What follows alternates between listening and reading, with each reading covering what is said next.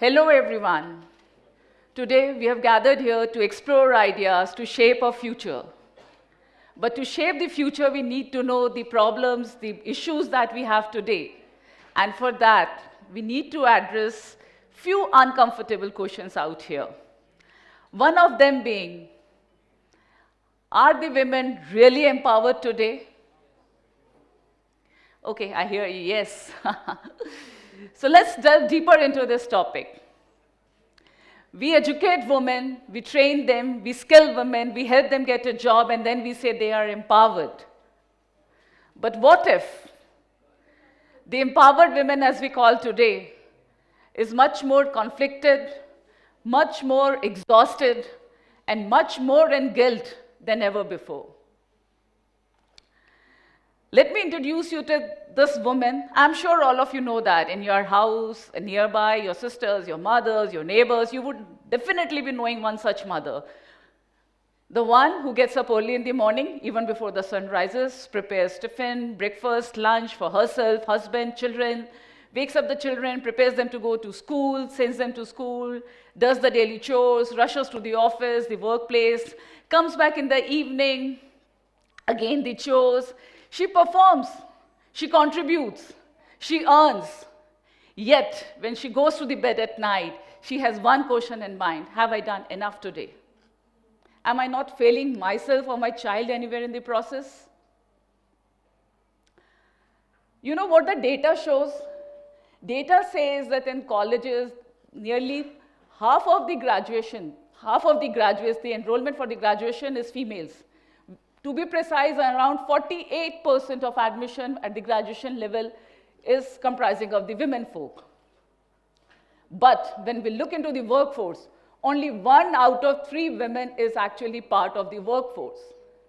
And then, gradually, if you see, once they get married, they are into motherhood, they just vanish. Many of them silently vanishes. This, I believe, is not failure of the ambition, but failure of the system. You know, there is an entire economy called a guilt economy. The guilt of a mother when she goes to work, the guilt of leaving the child alone at home, the guilt of leaving the family, the guilt of not attending the school functions, the guilt of not being there for his or her extracurricular activity, the guilt of focusing more on work and not on the family. So there's an entire guilt economy that we have in our country.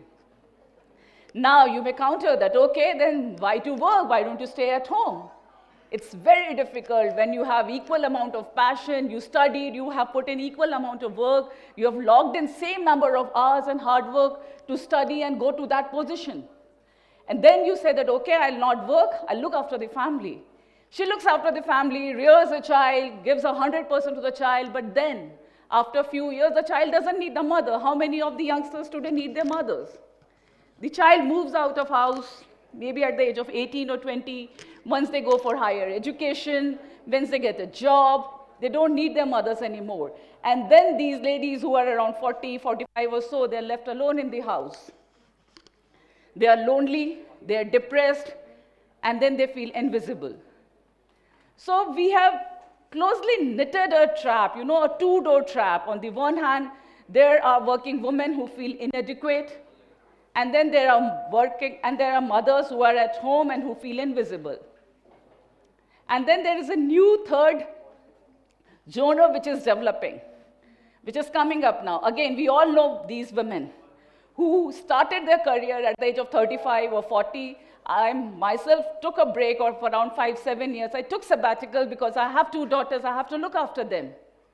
And I know many of my friends, many of my family, many of my known who left their jobs, took sabbatical of 5 or 10 years, came back to the workforce at the age of 35, 40, started their own small businesses, boutiques, maybe beautician, the course. They started with the cloud kitchens, small businesses. They actually diverted from what they were actually trained to do. But the passion was still alive, and they wanted to do, they wanted to contribute, they wanted to earn, they wanted to be independent. But it's not easy. It's not easy, and it's really, really tough. So now this is what has been happening, but if I look into it, into the future. Where are we heading to? You know, I'm sure all of you have heard of a concept called DINK. Double income, no kids. Do you all know this concept came in 80s, but it was a concept then, but now it is a reality. The DINK couples are increasing at the rate of 30%. There's a strong demography sector which has come up of DINKs. These are the young couples who doesn't want to have kids now. Because both the couple, the men and the women, they have worked equally. They're equal passionate about working. They know single salary is not sufficient. They want to give the best to the child. Nobody is ready to compromise on the education or on the job. And they need, no, it's not only the money, but the time, the effort that goes into rearing a child. These studies in 2011 showed that 7% of female in the age bracket of 40 to 49 doesn't have children. The same study in 2021 showed around 12% of females are child-free between the age of 40 to 49. And I'm sure if we do that study today, it would have gone up to 18 to 20%, and it's dramatically increasing. Now, what it holds for us? Why is it worrying for us? Because we declare ourselves as the youngest country. We are reaping on demographic dividend, but if 50% of the population is not working, or if we are not going to have young children anymore, we are not going to have this advantage anymore within the next few decades itself. Anyways, the life expectancy has also increased. 30 is the new 40, 40 is the new 50, 50 is the new 60, 60-year-old who are retired are still very young, to be honest with all of you. And that's a different kind of dilemma that we'll be having. I'll be talking more about it. So, okay, what's the solution then? The solution is we need to work at a policy level. I'll give you an example of a developed country, a Scandinavian country, Sweden. Sweden faced something similar in 60s and 70s. As we know, it's a small country with a very small population. And they needed workforce, they needed working hands. But they saw that mothers can't leave their houses. So what did they do? They made changes at a policy level. Number one, they gave the maternity benefits, where a maternity leave can be availed for 11 to 12 months. Paternity leave was given to fathers for 3 months. Besides that, they came up with a concept known as foreschooler. In English, we can call it preschool. They started developing preschools along with the schools that were already existing. They made it mandatory for children from the age of 1 to 6 to be part of this preschool. And these preschools are built inside the school itself so that the child can easily transition from the daycare to the school, and a class 1 or 2 child can come down to their school, to this preschool, which acts as a day school in the later hours of the day. These preschools were universal, social, and emotional well-being of the child was taken care of. They were at a very, very subsidized rate. The fees was capped, and it was in sync with the earning capabilities of the parents. You know? So here the focus was not on helping women balance work and life, but the balance to bring at a policy level for the entire society and for the futuristic generation. Now the mothers were more free, they could go to work, fathers were also part of the journey, children were more happy, were well taken care of. A lot of education which we fail to give in the house, or it's difficult, that was given at a community level to the children. The civic sense, it was all taught to them. They were socially more active, they were emotionally more balanced.